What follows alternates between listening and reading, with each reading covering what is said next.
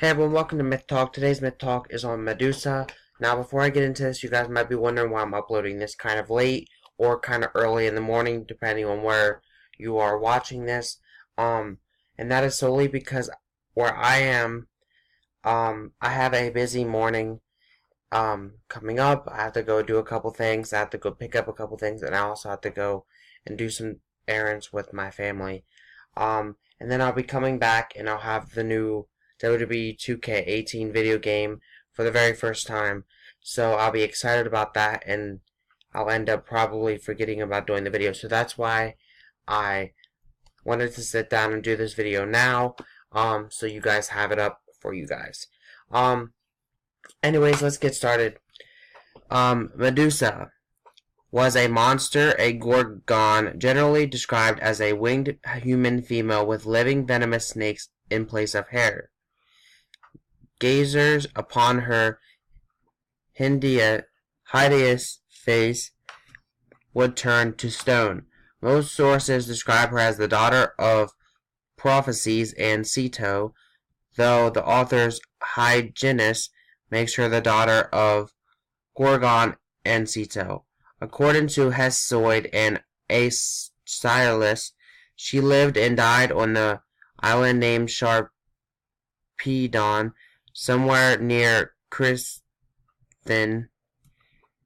The 2nd century BCE novelist Dionysius Skytobachian put her somewhere in Libya, where Herodotus had said the Berbers originated her myth as part of their religion. Medusa was beheaded by the hero Perseus, who therefore used her head, which retained its ability to turn onlookers to stone, as a weapon until he gave it to the goddess Athena to place on her shield. In classical antiquity, the image of the head of Medusa appeared in the evil averting device known as the Gorgonian.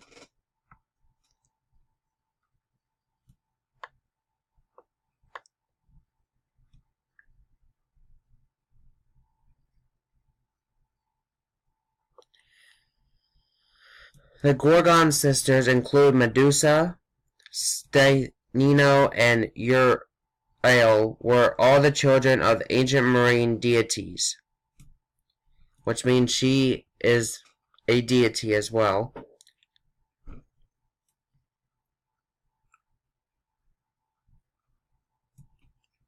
And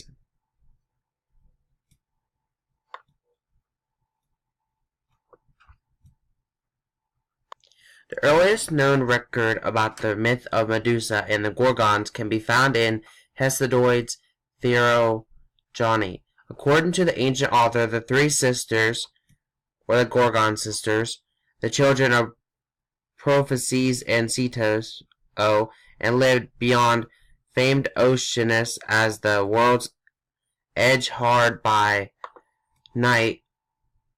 Of the three, only Medusa is said to be mortal, with her sisters were immortal. In addition, Medusa is the most famous of the three, and the story of her demise is also mentioned in the passing of Hesiod.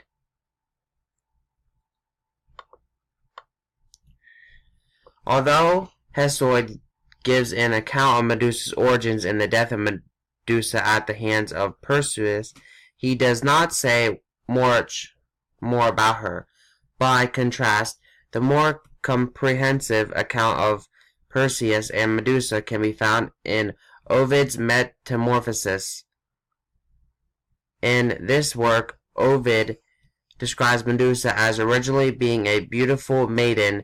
Her beauty caught the eye of Poseidon, who desired her and proceeded to ravage her in Athena's shrine. The goddess then sought vengeance by transforming Medusa's hair into snakes, so that anyone who gazed at her or directly would be turned into stone. So now I have a short story video for you guys about Medusa. So here, let's check that out. Now this story video is on Medusa, obviously, but it is from history.com. I do not own the rights to this video. This video belongs to history.com. This was once a garden. Now, it is a graveyard littered with dead bodies. Each face frozen in a moment of terror. The fatal moment when it gazed upon Medusa. To the ancient Greeks, Medusa's deadly image was one of the most terrifying in all of mythology. But she was not always a monster.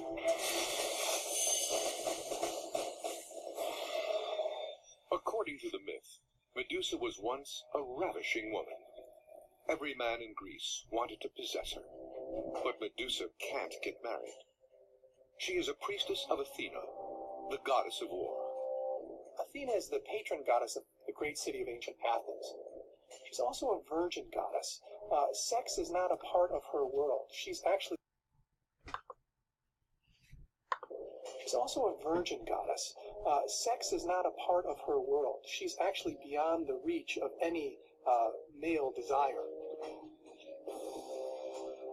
The servants in her temple would have been expected to be virginal, so they could devote their energies not to domestic issues and child rearing, but to the goddess's service. Medusa, the hideous image of evil, starts out as a symbol of purity. Medusa's beauty is off limits, locked away in service to Athena. But one suitor will not let her vow of chastity stand in his way.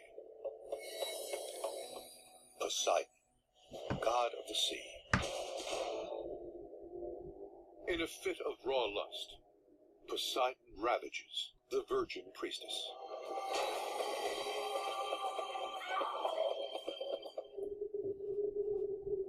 She was a rape victim, and so she was no longer eligible for ordinary marriage according to the mores of Greek times. And she's no longer a virgin either, so she wasn't able to be devoted to service to a goddess. In the myth, the goddess Athena curses Medusa without warning. She begins an agonizing transformation, clawing desperately at her face. Her skin cracks and withers, and her long, silken hair becomes a writhing mass of poisonous snakes. But there's one more twist. She's now going to have to undergo the most powerful and most gut-wrenching of all the aspects of her curse. She'll have to be now a person whose very sight turns the looker into stone. It's now going to isolate her from all of human society. Medusa is now no longer going to have any interactions with anyone else. So what Athena has effectively done is consign this poor girl to a kind of solitary confinement for the rest of her life. For the tragic crime of being raped, Medusa has lost her status, her beauty, and her ability to look at anyone without killing them. Now, the final blow. She is banished to a remote and desolate island for life. So with that said, that's going to end out this video.